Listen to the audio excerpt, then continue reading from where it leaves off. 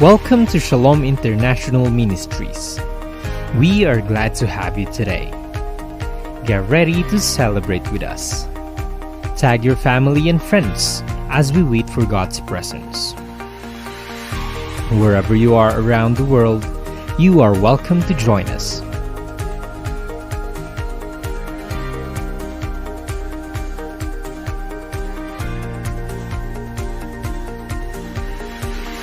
The church is not a building. It is not just a place. It is a family. A family that accepts broken people. A family that leans on each other. A community that promotes love and service. And as a family, we help people find their way back to God. We help people start their new life with Jesus. We help people put their lives back into order. And we help people engage in Jesus' mission. And together, we will reach out for more. This is your family. Shalom. Make it your home.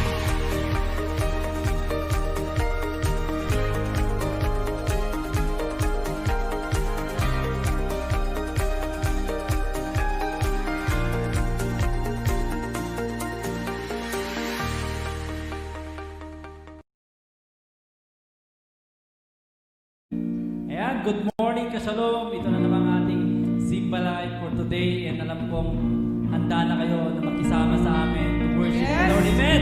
Kaya Merry Christmas sa ating lahat kasi dito na tayo sa per months sa buwan na to. Amen!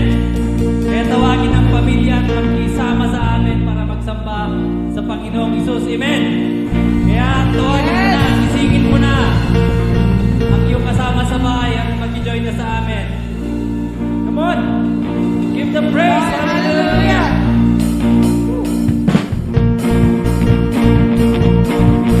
Palakina ng palakpak naman ninyo mga kapatid. Lakasan nyo naman para sa Panginoon.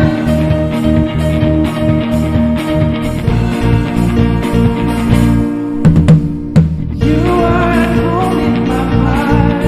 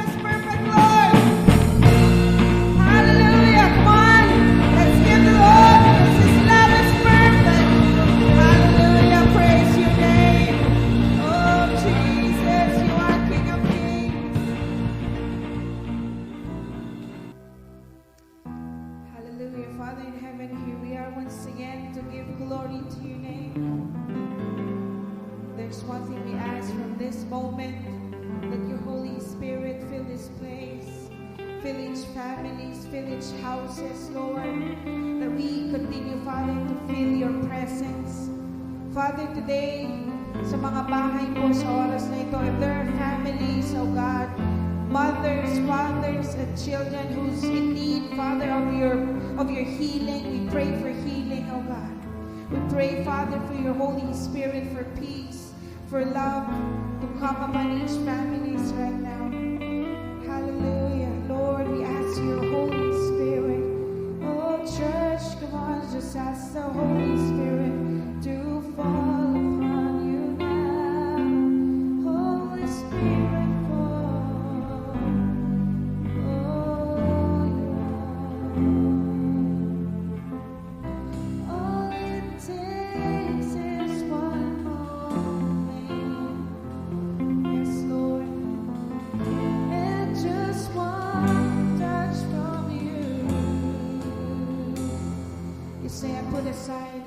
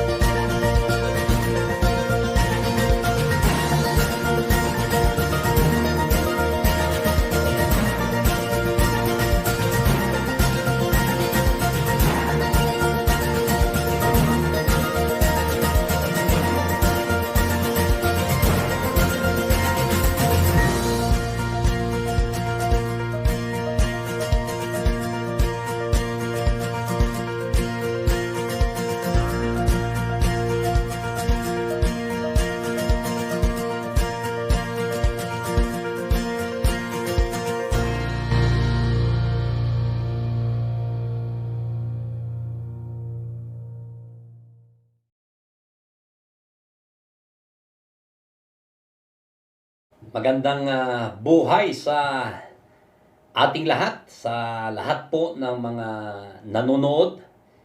Nyaman dayti danunon, dayti ko nata yung live streaming natin. Kaya't naimbag nga agsaba tayo amin. So kung kayo po ay nakaupo dyan sa upuan ninyo, ay makikita nyo rin ako na nakaupo rin ako para makapag-relax din. So hiniram po itong trono ni Fike. Itong upuan ni Fike.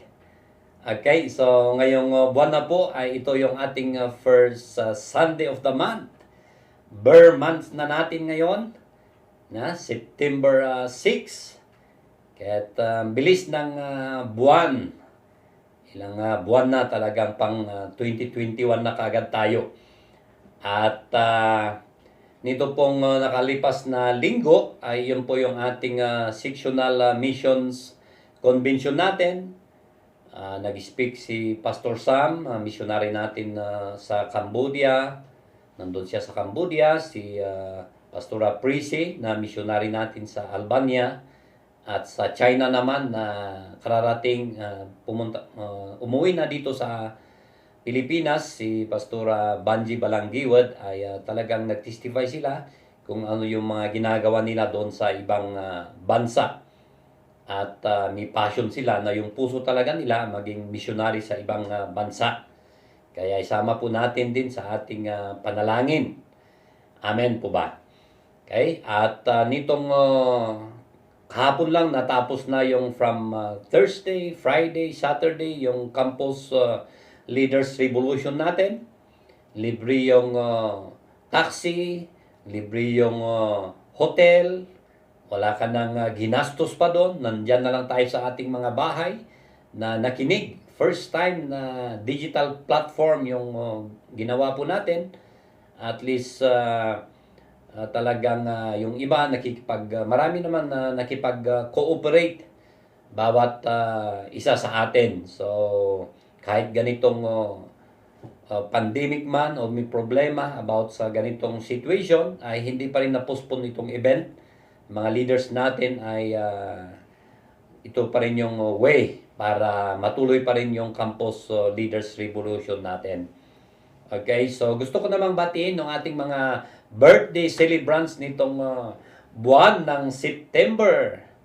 Si Grant Docaiso. Yan, itong Baguio Day. Tawag sa kanya, Baguio Boy, dahil September 1 siya pinanganak. At si Brother Rudy Martin, Teacher Rudy, happy birthday sa'yo. Si Zachary James Walang, si Leona Marie Alcantara, si Clementine Saturnino, yung anak ni Charmy, si Brother Jemuel Pusnayan, ni Jade Agudilla. Marami sila. Si Jorel Aguilar at yung kuya niya na si Sian Aguilar. Si Jason Lagrimas, Jubilin Chulisan, si Sister Remy Celestial, at saka si Benis Gagno. At yung mga iba pa pong hindi ko nabanggit ng kanilang mga pangalan, ay pwede rin ninyong ilagay dyan sa chat box ninyo. So, happy birthday sa inyong lahat. So, pwedeng ipanalangin natin itong ating mga birthday celebrants. Panginoon, nagpapasalamat kami dito sa aming mga birthday celebrants ngayong buwan ng September. We pray that they may enjoy good health and all may go well with them, even as their soul is getting along well. So, happy birthday, Gayam. So, basahin po natin dito sa Romans chapter 12 verses 14 to 21 sa NIV version na English at saka sa Tagalog version. Okay, so sabi dito, bless those who persecute you, bless and do not curse. Rejoice with those who rejoice. Mourn with those who mourn. Live in harmony with one another. Do not be proud, but be willing to associate with people of low position. Do not be conceited. Do not repay anyone evil for evil. Be careful to do what is right in the eyes of everyone. If it is possible, as far as it depends on you, live at peace with everyone. Do not take revenge, my dear friends, but leave room for God's wrath. For it is written, it's mine to avenge. I will repay, says the Lord. On the contrary, if your enemy is hungry, feed them. If he is thirsty, give him something to drink. In doing this, you will heap burning coals on his head. Do not overcome by evil, but overcome evil with good. So dito po sa Tagalog version, ganito po ang kanyang sinasabi, idalangin ninyo ang mga umuusig sa inyo. Idalangin ninyo sila at huwag sumpain. Makigalak kayo sa mga nagagalak. At makitangis sa mga tumatangis. Magkaisa kayo ng saloobin. Huwag kayong magmayabang. Sa halip ay makisama kayo kahit sa mga dukha. Huwag ninyong ipalagay na kayo'y napakarunong. Huwag inyong gantihan ng masama ang masama. Sikapin ninyong mamuhay ng marangal sa harap ng lahat ng mga tao. Hanggat maaari, gawin ninyo ang inyong makakaya upang mamuhay kayo ng mapayapa kasama ng sinuman. Mga minamahal, huwag kayong maghiganti. Ipaubaya ninyo yon sa galit ng Diyos, sapagkat nasusulat, akin ang paghihiganti, ako ang gaganti, sabi ng Panginoon. Sa halip, kung nagugutom ang iyong kaaway, pakainin ninyo. Kung nauuhaw, painumin mo. Sa gayon ay magbubuntun ka ng mga baga sa kanyang ulo. Huwag kayong magpadaig sa masama, kundi daigin ninyo ng mabuti ang masama. Last Sunday, ang pinag-usapan natin ay love and motion from Romans chapter 12 verses 19 to 13. So ngayong linggo naman ay the same din po, love in motion part 2. So dito po ay sabi doon ay applying love last Sunday and or sincere love na binibigay ng Panginoon sa buhay natin na pinakita niya by His self-sacrifice na dapat nating tularan bilang isang mananampalataya sa Kanya by hating evil, by honoring one another, serving God by having spiritual fervor, persistent in prayer, and showing hospitality to others. So yun po yung ating na-discuss last Sunday. So ngayon, itutuloy natin sa verses 14 to 21, yung nabasa natin kanina na verse, na ano ang pakiramdam o gagawin mo pag nagpapakita ka ng sincere love sa ibang tao, pero nire-reject or di naniniwala sa sincerity mo. So, ano ang pakiramdam mo, kapatid? O gagawin mo pag nagpapakita ka ng sincere love sa ibang tao, pero nire-reject or di naniniwala sa sincerity mo? So, still ba na you express yung love of Christ sa kanila? Dito natin makikita ang attitude ng isang mananampalataya when he or she is undergoing difficult times or persecution. Dito tayo matitest kung talagang nagre-reflect ang love o character ni Kristo sa ating buhay. Hindi madaling gawin, pero sabi sa salita ng Diyos na kailangang i-practice kung gusto nating mag-reflect si Kristo sa buhay natin. So, what should be our attitude? Ulitin ko, what should be our attitude? Ilagay mo dyan sa comment box mo, what should be my attitude? O gawin mong personal. So, of course, doon sa verse 14 na ating binasa, sabi doon, bless those who persecute you. Ang persecution ay that is affliction or pang-aapi sa other. Sa binasa natin kanina sa Tagalog version ay pag-uusig. Di po ba sa ating mga tao, yung nature po natin na sa ating mga tao, pag may gumawa sa iyo ng hindi mabuti, talagang yung masasaktan ka talaga at gaganti ka. Yun po yung nature ng isang tao. Kahit ngayong aso, kahit mismong alaga mong aso, pag tinatadyakan mo yan, mamaya talagang kakagating ka rin niya. Di po ba? So, ito po na persecution follows us everywhere we go. Kahit saan man tayo pumunta, ay nandiyan dyan pa rin yung persecution.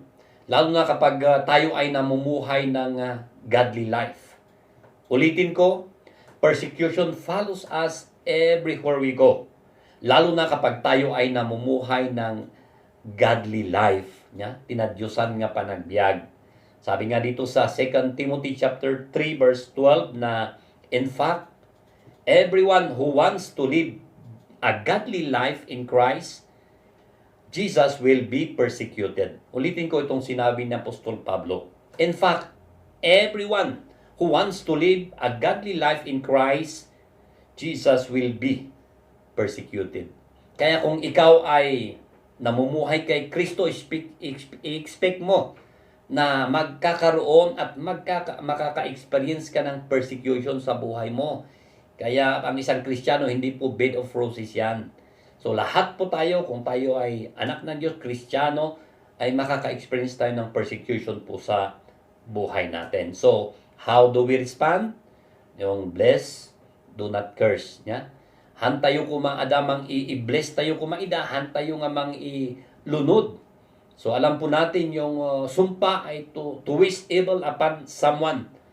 Sa akin po talaga nung bata ako noon ay halos pag sa bahay namin kaming kaming mga lalaki, isa lang yung babae at walang sa isang linggo na kaming mga lalaki nag-aaway-away talaga.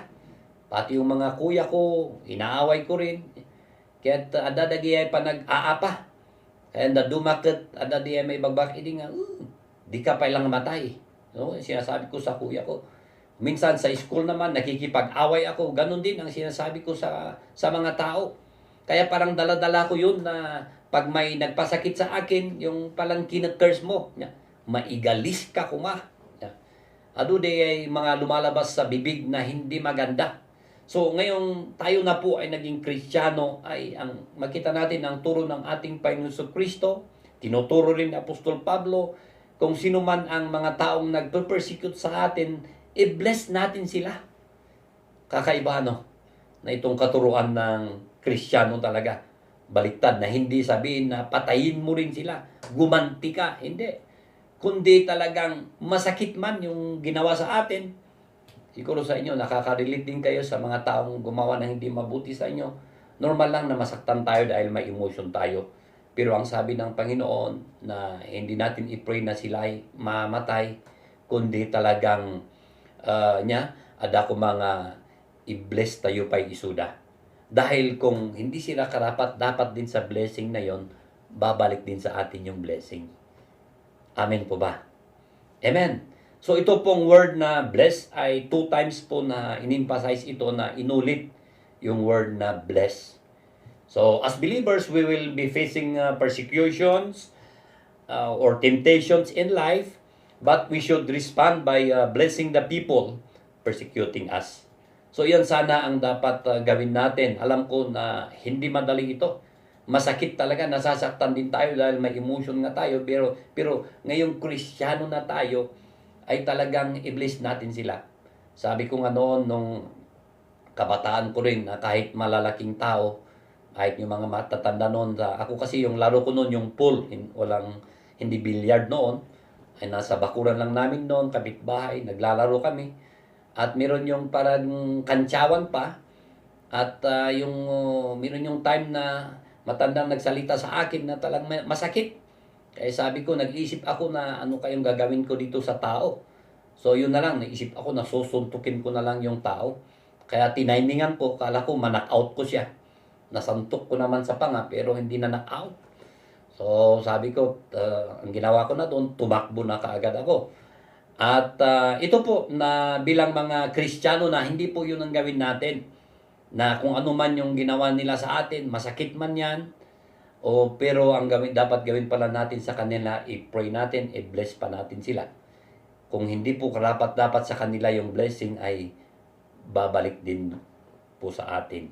Amen po ba? Lagay mo yan sa comment box mo. Amen. Kaya kung sa mga nakaka-relate, mga naka-experience ng ganitong bagay, ay ganun din po ang gawin din po ng bawat isa sa atin. Okay? Speak good thing about them. Yeah? Sabihin natin yung mga mabuting bagay sa kanila.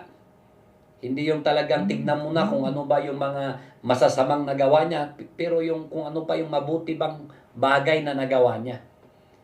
So ito po, alam natin yung buhay ni John the Baptist. Masakit po bilang sa mag-asawa. Sina sa Zacarias at saka si Elizabeth na asawa niya. Miracle yung nangyari sa kanilang mag-asawa. Sa kanilang katandaan ay panganak itong si John the Baptist. Pero makita natin yung nangyari sa kanya. Pinugutan ni Herod yung ulo niya. Kung ikaw yung magulang kaya na ganun ang nangyari sa iyong anak, masasaktan ka. Pero makita natin, wala tayong nabasa sa Bible doon na talagang kung ano man yung nangyari doon, but ang ginawa doon, nung namatay itong si John the Baptist, kinuha nila yung katawan niya at saka yung ulo niya at inilibing nitong mga Kristiyano.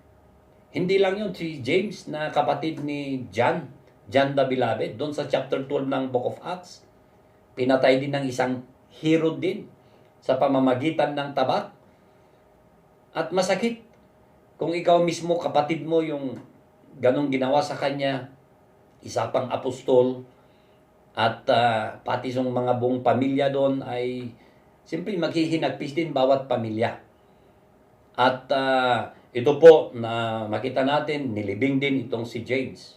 Nito pong nangyari ngayong, I think, ngayong week lang yon, about doon sa barko na lumubog, ay daming mga Pilipino doon. Yung uncle daw ni John Dale na Adog, yung friend ni Pearlie, yung kapitan doon.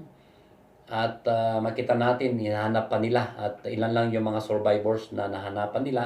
At ang daming mga families din na naghihinagpis, umiiyak. Pinipray pa nila na hope na mayroon pang buhay sa kanila. At we hope and pray na mayroon pang mga marirescue doon sa mga pamilya. At mahirap sa mga ganong mga bagay. So, imagine natin itong mga pamilya, may pamilya rin itong mga na-persecute na ito sa ginawa kay John the Baptist, kay Santiago, kay Stephen. Doon sa Acts chapter 7 na yon, pinagbabato si Stephen hanggang sa mamatay ito. Pero makita natin yung sinabi pa ni Stephen na Panginoon, pakawanom ida. Patawarin mo sila, Panginoon. Nagawa pa rin niyang magpatawad kahit sa ganong situation na bago man lang siya malagutan ng hininga. Okay, so ito po mga kapatid, si Apostol Paul mismo, ilang beses din siyang kamuntik na mamatay, na patayin itong kanyang mga persecutors, mga religious leaders. At mismo po ang ating Panginoong Jesucristo na nagtuturo nitong i-bless natin yung mga nagpe-persecute sa atin, patawarin natin yung mga tao na nagpasakit sa atin, at ano ang ginawa ng ating Panginoong Jesucristo? Blinis niya po yung mga taong nag-curse sa Kanya. Alam naman natin itong ginawa ng mga sundalo, pinagsasampal siya, dinuraan siya, at ang mga paghihirap na ginawa sa ating Panginoong Jesucristo, but still na sa mga taong nag-curse din sa Kanya, ay ito, ang ginawa pa rin niya, nasabi pa rin niya doon na, Father, forgive them, for they do not know what they are doing. Ama pakawanon idata sa anda nga ammo, iti adang aramidanda. Kaya ito po mga kapatid ng ating Panginoon Kristo, yung turo na sa kanyang mga disciples na kung mayroong mga taong nagpasakit sa inyo, patawarin ninyo sila. Dahil yung forgiveness din ay para rin po sa atin, para sa kabutihan po natin. Masakit man yung ginawa nila, pero yun pala, ikaw rin ang marirelease pag ikaw ay nag-forgive. Kaya mismo ang ating Panginoon Kristo, dinemonstrate rin niya yung pagpapatawad na kahit wala man siyang kasalanan, ay nagawa pa rin niyang patawarin yung mga taong gumawa ng hindi mabuti sa Kanya. So, ganun din ang ating Panginoon Kristo, kahit tayo rin ay makasalanan, ay talagang pinatawad din ng Panginoon Kristo ang ating mga kasalanan. Amen po ba? So, ilagay mo dyan sa comment box mo. Amen. So, dito po sa Romans chapter 5, verse 6, ay sabi dito na, you see, at just the right time, when we were still powerless, Christ died for the ungodly. Uray pa'y managdakdakas tayo, bawat mga tao ay still ng ating Panginoon Kristo ay namatay. Bawat isa sa atin. Walang pinipili. Mayaman yan, mahirap man yan, at walang pinag-aralan, may pinag-aralan. Pantay-pantay ng ating Panginoon Kristo ay namatay sa lahat ng mga tao na makasalanan. So ang ating Panginoon Kristo is secured our future by dying for us and rising again. Siya lang po ang nabuhay na muli. Nung bago pa lang siya mamatay ay sinabi na niya na within 3 days siya man ay mamamatay but magre-resurrect siya. Pero walang other religion na nagsabi na ganon. O nung sila ay namatay ay nabuhay sila. Walang iba po kundi ang ating Panginoong Kristo. Kaya ito po ang napakalaking hope ng bawat isa sa atin. Amen. Na ang ating Panginoong Kristo, siya man ay namatay pero nabuhay na muli. Kaya po kung tayo man ay mamamatay, mga mahal natin sa buhay man ay mamamatay na nasa kay Kristo, sila po ay mabubuhay na muli. Amen. Amen. So we can also bless those who persecute us because God is causing all things to work for the good of those who love Him. Ulitin ko, so we can also bless those who persecute us because God is causing all things to work for the good of those who love Him. So God uses persecution as a tool to sharpen and to make us into His image. Kaya po magpasalamat ka, kapatid. Kung ikaw man ay nakaka-experience ng persecution o pagsubok sa buhay mo, may itinuturo ang Panginoon din sa buhay mo. Magpasalamat ka. Actually, yung persecution naman natin dito bilang isang Kristiyano, hindi naman masyado na buhay mo yung kapalit eh.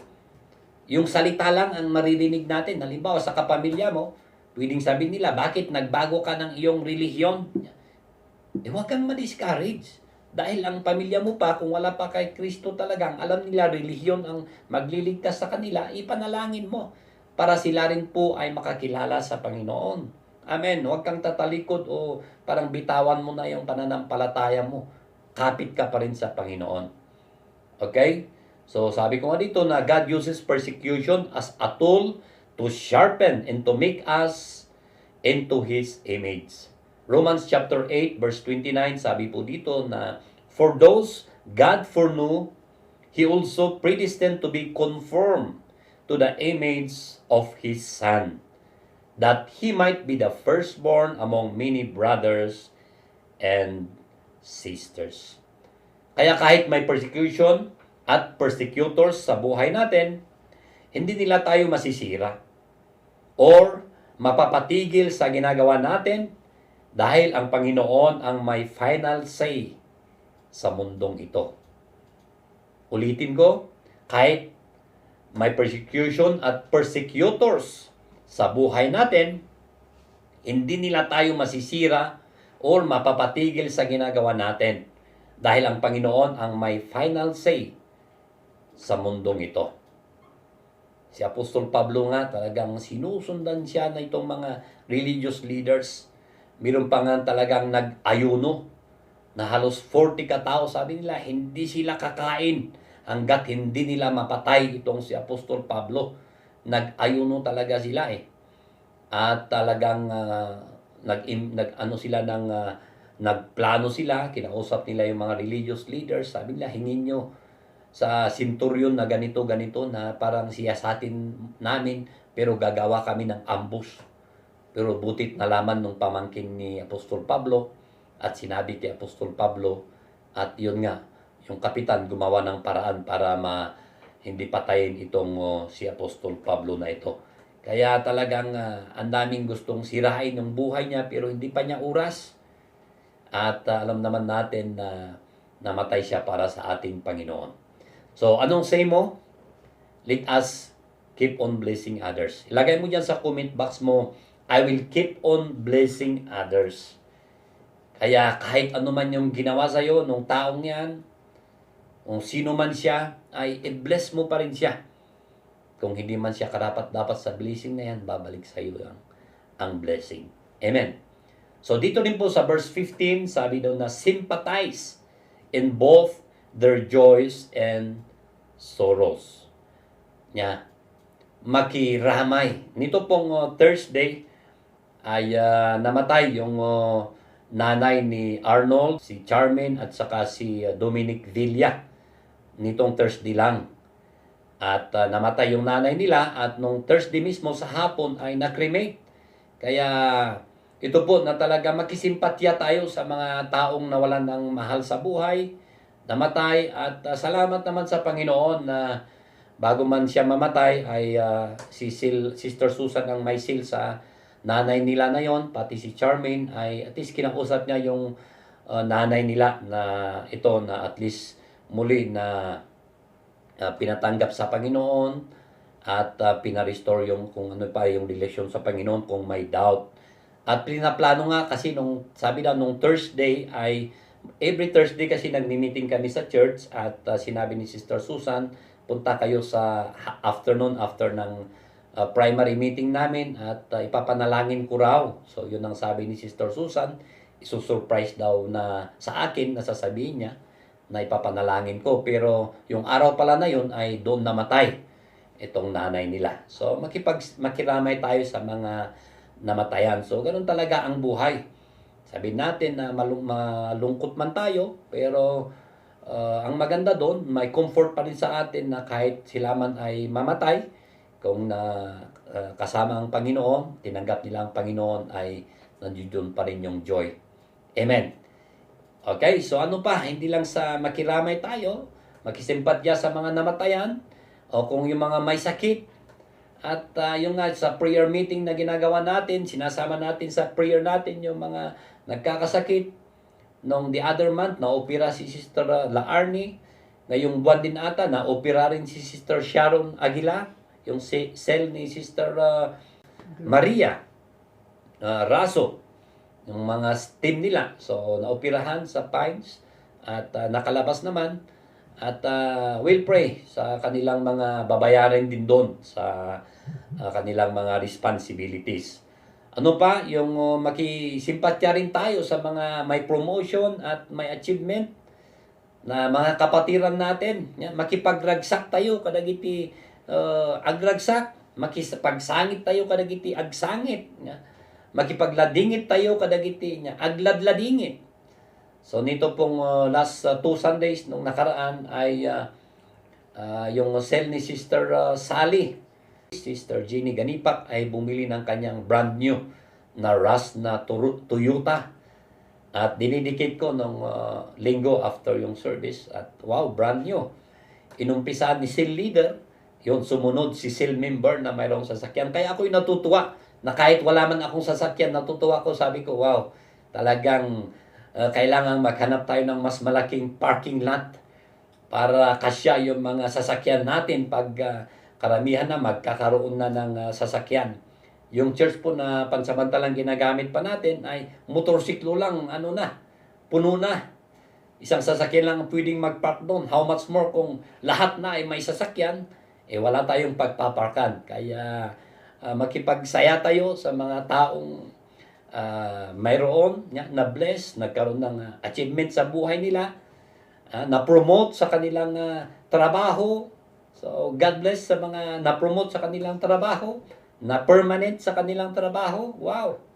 So, God bless mga kapatid, nakipagragsak tayo. Itong Galmaysa. So, ang application po sa buhay natin na tayo po mga kapatid na out of extreme crisis man tayo, nakakaharap man tayo ng sinasabi nila nitong pandemic, yung iba nawalan pa ng trabaho, but kung meron man tayo ay still na magbigay tayo. Amen po ba? Sabi nga nung sa mga finance team natin, nung kung ano lang yung amount na nandoon sa kaha ay talagang siniro balance po natin yon para maibigay lang bawat isa, maitulong natin sa mga nangangailangan. Kung meron sana pa tayong mga pundo na pwedeng maibigay pa, na ibigay sana natin pa na maitulong. Pero kahit limitado po kung ano yung kaya nating ibigay, ibigay natin. Amen. Sa mga primary leaders po, meron yung times talaga na siyempre sa offerings man natin ay kinukulang, ay nagko-contribute kami. Voluntary contributions. Okay? So, minsan ginagawa namin, okay, anong pwede nating maitulong, nagko-contribute kami para tulungan kung bawat isa ring mga primaries na tulungan, o di kaya meron din mga cell members nila na pwedeng tulungan sa abot po ng aming makakaya. Kaya mga kapatid, alam nyo yung mga leader din ninyo na yan, nagsasacrifice po ang mga yan. Nakangiti yan kung minsan na kahit pinapasya lang kayo na walang ibinubulsayan o walang pera, ay talaga nandoon pa rin sila na i-bless kayo. Kaya kung may blessing naman po kayo, i-bless nyo rin yung mga leaders ninyo. Amen po ba? Kung kayo ay binibless ng Panginoon, ay huwag yung manager ang unang isipin ninyo. Isipin din nyo naman na paano ko kaya i-bless ang cell leader ko? Paano ko rin kaya i-bless ang pastor ko? Ang sarap siguro ng feeling din pag ganun na number one na iniisip nyo pag kayo ay binibless ng Panginoon, yung cell leader ninyo, yung pastor ninyo. Amen po ba? Hello? Ba't parang hindi kayo mag-amen? Matapang akong sabihin nito. Hindi ako masyadong sinasabi yung ganitong i-bless yung pastor ninyo. Paminsan-minsan ko lang. Ngayon uli, sasabihin ko sa iyo na pag may blessing kayo, huwag niyong kalimutan yung pastor ninyo, i-bless niyo. Alam niyo po, napaiyak ako that time noon na iwan ko anong time yun, nung pastor ko, mahal ko, patutunayan ko. At yung time na yun ay may mga, I think, 4 na leaders ata na sumama sa akin ay after nung nag-preach ay nag-challenge yung pastor, sabi nila, this is the time na i-bless niyo yung pastor ninyo. Alam niyo, tuwang-tuwa ako. Kahit 3 digits, 3 digits man yung naibigay sa akin, wow! Wala kasi ako maalala na naibigay sa akin, kaya sabi ko, wow, napaiyak ako that time. At ako naman, blinis ko yung pastor na nagbigay na yon ng 5 digits. At sabi ko, wow, ang saya ko eh. So yung 3 digits, iwan ko ilang buwan ko itinago yun sa tuwa. Iba yung feeling din na, wow, maramdaman na ikaw din ay na-bless. Kaya po mga kapatid, na anuman yung blessings din na meron tayo, ay huwag tayong makalimot na hindi lang isipin yung sarili natin, i-bless din natin yung iba. Yun ang dahilan kung bakit ka i-bless ng Panginoon, maging channel of blessings din sa iba. Amen. Okay, so verse 16, sabi po rin dito, live in harmony with one another. Harmony, hindi naman siguro yung ini-insist ni Paul na magkaroon tayo ng isang pag-iisip or agree sa lahat ng issues na nangyayari. Pero nananawagan na magkaroon tayo ng unity based on our salvation, purpose, vision, and hope in Christ. Amen po ba? Sabi ng ating speaker sa Campus Revolution, unity is strength. Ulitin ko, unity is strength. When there is teamwork and collaboration, wonderful things can be achieved. Na ibig sabihin na pag nagkakaisa tayo, marami tayong magagawa, especially sa vision natin. Amen po ba? Na to win souls and make disciples. So alam niyo po, itong mga Corinthian church ay ito po yung church talaga na napakagulo, na kahit gifted po sila, pero makita mo yung pag-aaway-away nila, makita mo pa yung immaturity nila. Sabi nila, kay Cephas ako, sa iba naman kay Apollos ako, kay Pablo ako, iba naman kay Jesus ako. Pero makita nyo sa first letter ni Paul, talagang parang yung tatay na nagagalit na kung meron sanang palo, talagang papaluin niya silang lahat. At yung second letter naman niya ay halos maganda-ganda na yung pagsulat niya sa kanila. So para yung at least makita na nag-mature naman sila. Mga kapatid na live in harmony. Amen. Live in harmony. with one another. So ano pa? Hindi lang yon, practice humility. Ilagay mo yan sa comment box mo, practice humility. So reach out in love and make them feel accepted. Understand them. Okay? Awaten tayo kung maisuda. Nya pa'y dagiti situation da. So to put yourself on the same level and to relate graciously to them. Kaya po, no kaya tayo matrato iti na imbag, kaya't ilagay din po natin yung sarili natin doon sa shoes nila. Put yourself in their shoes para maintindihan din natin pala na kaya pala ganito yung taong ito. Amen. Don't be arrogant o huwag maging mayabang. Sabi mo ilagay mo dyan sa comment box mo, huwag akong mayabang, maging mayabang. Meron po akong nabasang libro na How to Win Friends and Influence People. Ay sabi ko, wow, napakaganda pala nito na about kung paano mo i-win ang mga kaibigan at mga tao at ma-influence pa yung mga tao. So ito po mga kapatid na yung humility na ito pa rin parang ipapractice din natin. Ano man yung meron tayo, blinis tayo ng Panginoon, maging humble po tayo na hindi maging hambog. Amen po ba? Okay, so ano bang sabi rin dito sa Proverbs 3:7? Do not be wise in your own eyes. Fear the Lord and shun evil. Ulitin ko, do not be wise in your own eyes. Fear the Lord and shun evil. Jeremiah chapter 9 verses 23 to 24. This is what the Lord says. Let not the wise boast of their wisdom, of the strong boast of their strength, or the rich boast of their riches. But let the one who boast about this, that they have the understanding to know me, that I am the Lord, who exercises kindness, justice, and righteousness on earth. For in this I delight, declares the Lord. Okay, so yung mga tao kasi pag because of position and possessions, ay yun, nagiging hambog na yung tao dahil sa honor o wealth nila, ay napakababa na yung tingin nila sa mga tao. Pero ito sana yung challenge ko bawat isa sa atin na kung ikaw man ay payayamanin ng Panginoon, ibibless pa ng Panginoon, maging humble sana pa rin tayo. Amen po ba? Amen. Okay? So wag natin isipin na tayo ay mas mahalaga o mas magaling kaysa sa ibang tao. May nakita ko sa ibang bansa na talagang yung may division na wall sa mga division ng mga mayayaman at doon sa mga mahihirap. Very obvious. At ito sana na bilang mga Kristiyano, huwag sana tayong ganon. Na kahit anumang blessing na bigyan ng Panginoon sa atin, maging humble pa rin tayo. Amen po ba? Lagay mo yun sa comment box mo. Amen.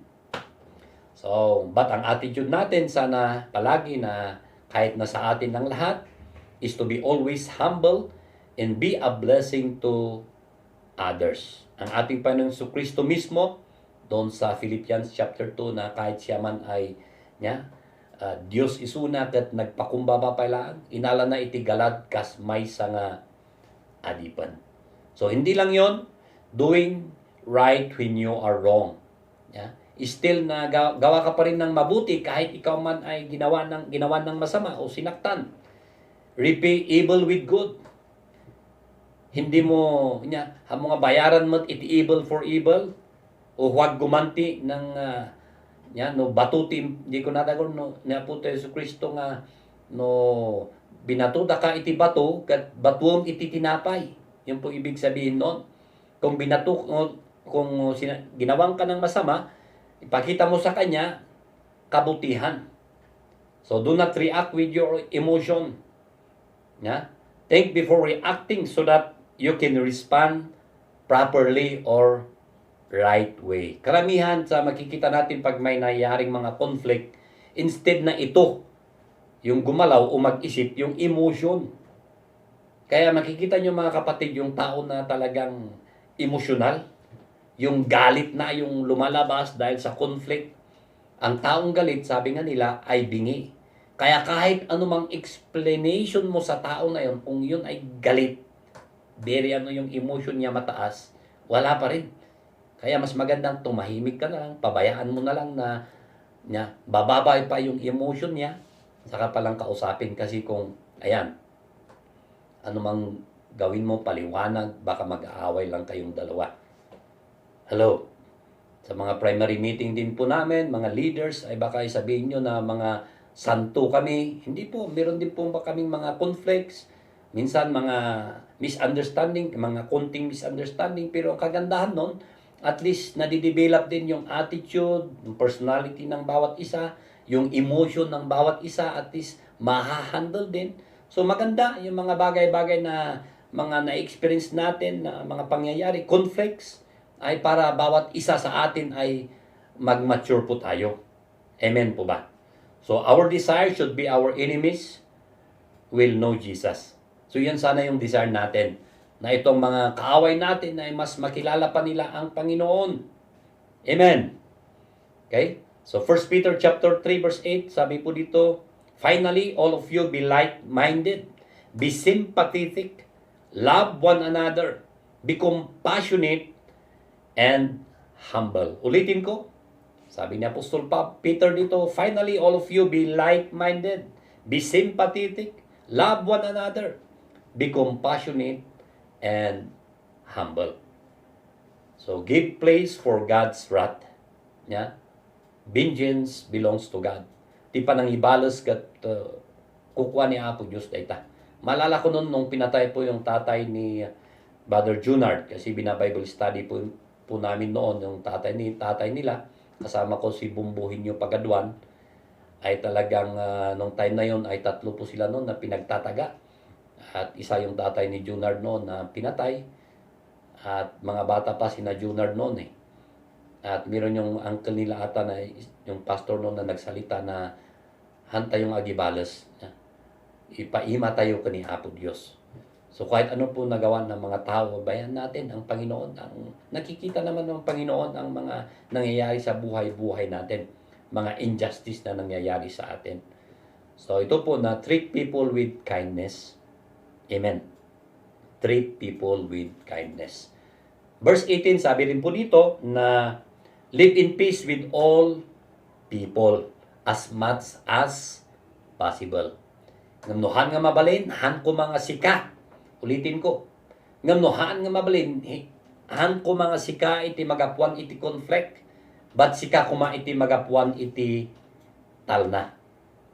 Alam niyo po kung minsan itong cellphone po natin, yung technology natin, text, mga FB. So about po sa text, kung minsan ay kung meron po kayong na-receive na negative o against sa isang tao na itinig sa'yo, ay kung alam mong hindi na maganda, ay huwag mo nang i-forward. Hello? Kasi ang mangyari dyan, pag aawayin mo sila, ikaw pa yung naging dahilan. O di kaya mas maganda kung may tinig sa'yo ng taong na yon, sabi mo sa kanya, kausapin natin siya. Para yung tao na yon ay kung hindi man tama yung ginawa niya, at least ayusin niya yung buhay niya o maitama yung maling ginagawa niya. Kaya po kung tayo pong mga bilang believers na huwag sana tayo yung dahilan ng pag-aaway-away ng mga tao. Amen. Huwag din tayong kasama sa lalo sa mga FB, ng daming mga bashers doon. Huwag ka pang masama doon o sumama na nagbabas doon. Ang dami kong nakikita din sa mga comment na halos hindi maganda. Ang dami pang mga pagmumura. So kung ikaw yun, sabihin mo, magbago na ako. Magbago na me. So do everything to have peace but never compromise the truth. Okay? Do not be a troublemaker but be a peacemaker. Sabi nga dito sa Matthew chapter 5 verse 9 ng ating Panginoon sa Kristo na blessed are the peacemakers, for they shall be called the sons of God. So the gospel is the gospel of peace. Ulitin ko, the gospel is the gospel of peace. Na God is the God of peace. Nya? Ni Apo tayo sa Kristo iso iti talna. In verse 21, do not be overcome by evil, but overcome evil with good. So in every situation, we must overcome evil with good. Amen. We will become overcomers and winners. We are not the victim, but the victors.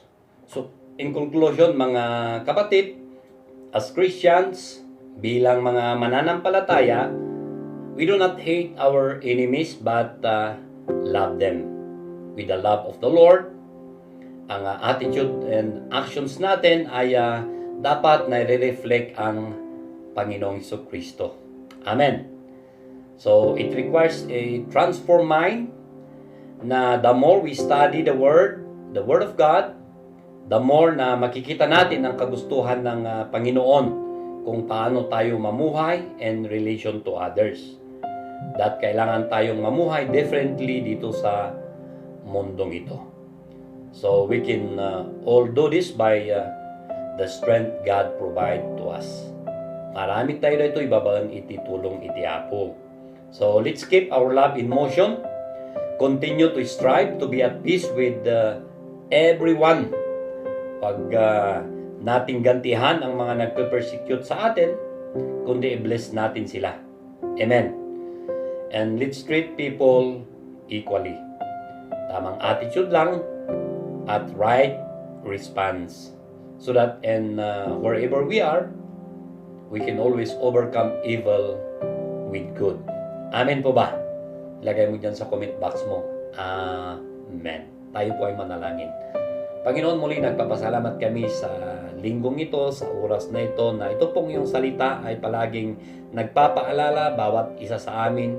Tulungan mo po kami, Panginoon, na hindi po namin magagawa ito kung wala yung banal na Espiritu mo na tutulong bawat isa sa amin. Tulungan mo po kami, yung aming mga attitude, mabago po, na maging Christ-like po kami, Panginoon. Alam namin na hindi madaling gawin ito, but sa tulong mo, at nakita rin po namin itong inyong mga disciples ay sa mga bagay-bagay na nangyari rin sa kanila ay talagang natuto rin silang magpatawad, magmahal, Panginoon, at manalangin pa, bless pa yung mga taong nag-persecute pa sa kanila. Tulungan mo po anuman yung mga hinaharap bawat isa sa amin at anuman yung mga pagsubok din na hinaharap ng bawat isa, financially, physically, at anumang areas ng buhay ay ikaw po ang tutulong, Panginoon. Kaya agyaman kami, tiday ito'y manan nga gundaway, kaya't niya po Diyos ti mang bendisyon iti tunggal may sa kadatayo. Amen. So, God bless us at niya po Diyos ti tumulong makipag-adda kadatayo. So, ti ayat ti Ama, isunga na ngay ayat kadatayo, isumanan ti adda nga makipag-adda kadatayo, ti parabor niya po itong Jesucristo, kan ti Espiritu Santo iso ti patuloy nga makikadkadwa kadatayo. At aming anak ni Apo Diyos ko na iti. Amen. Magandang buhay po sa ating lahat and God bless po.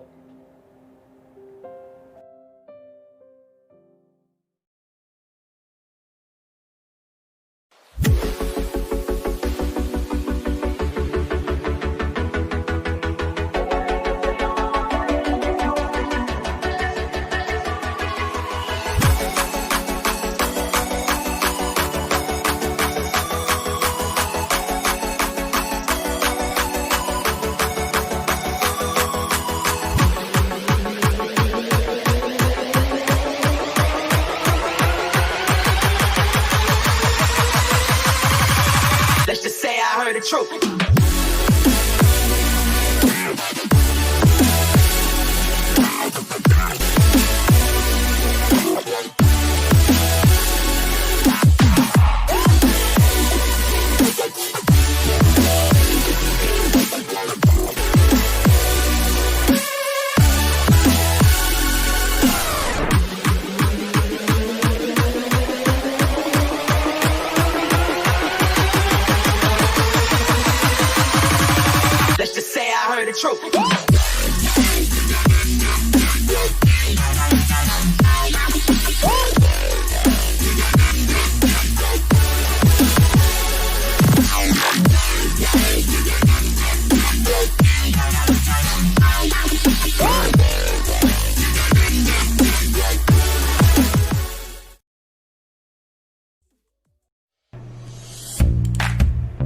We believe that prayer is powerful and that we can't be stopped to gather even during lockdowns.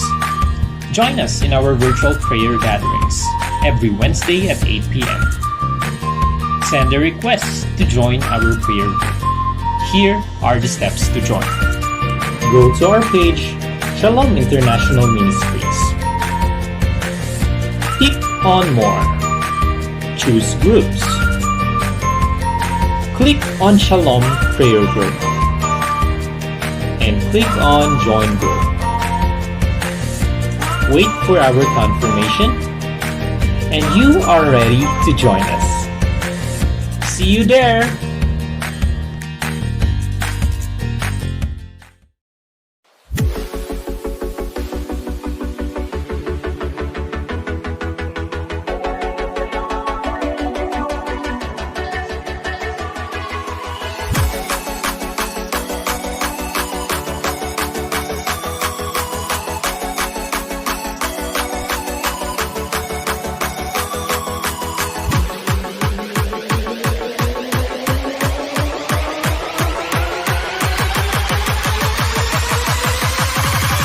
Let's just say I heard the truth.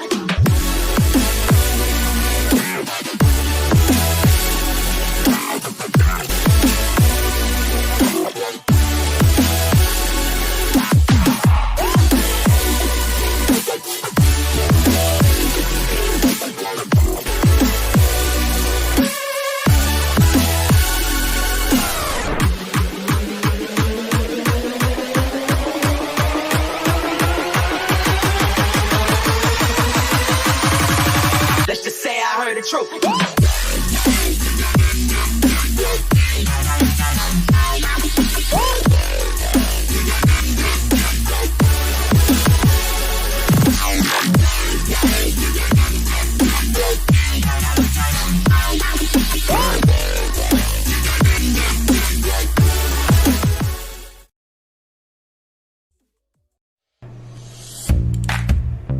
We believe that prayer is powerful and that we can't be stopped to gather even during lockdowns.